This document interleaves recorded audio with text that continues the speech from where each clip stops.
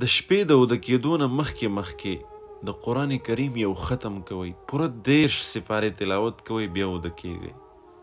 تاسو به م وایئ چې د شپې د خوب نه مخکې د پوره قرآن ختم کول دا خو ډېره ناممکنه خبره ده، خو دا ممکنه ده او دا زه نه وایم، دا رسول الله صلی الله علیه وسلم فرمایي، حدیث مبارک دی چې کوم مسلمان 3 ځل سوره اخلاص وویلو نو دا داسې ده لکه ده چې د پوره قرآن تلاوت کړی وي او پوره قرآن کریم چې ده دا ختم کړی وي. نو سورة الاخلاص قل هو الله احد الله الصمد لم يلد ولم يولد ولم يكن له كفوا احد. دا ما یو کرت تلاوت کو د 10 سپارو اجر الله جل شانه زمونږ په عمل نامه کې ولیکلو. که زه 2 ځله ووایم نو 20 سپارې او که 3 ځل مې وویلو نو د پوره قرآن کریم د تلاوت اجر الله جل شانه زمونږ ستاسو په عمل نامه کې لیکي. نو ما دا د خوب ټایم ځکه تاسو وښودلو چې کله اوده کېږئ نو وایئ. زما خپل یو سوچ دا دی، زه خپله یو خبره تاسو دا کومه چې کله مونږ او تاسو اوده کېږو نو دا خوب چې دی دا ګورئ د مرګ نه کم نه دی، هیڅ نه ده معلومه، کیدای شي په همدې خوب کې مونږ ته مرګ راشي او د دې دنیا نه لاړ شو.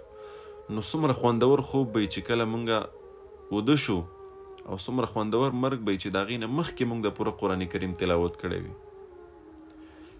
ټوله ورځ تېره شي، انسان دی، ګناهونه کېږي، قسمه قسم ګناهونه، الله یې د غټو نه مونږ وساتي. که نه واړه خو ډېر عام دي، واړه ګناهونه خو ډېر عام دي قدم په قدم.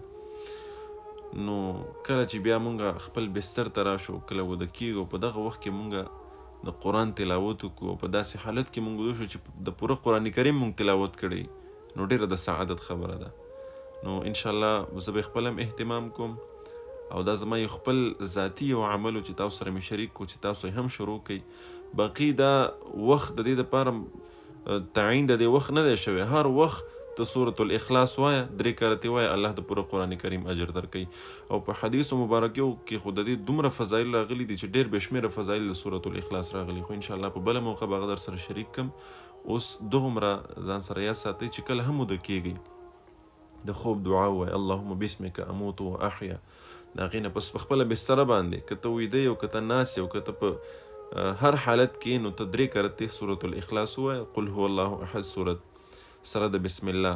نو انشاءالله العظیم د الله نه امید دی چې د پوره قرآن کریم اجر به الله جل شانه مونږ تاسو سره نصیب کوي.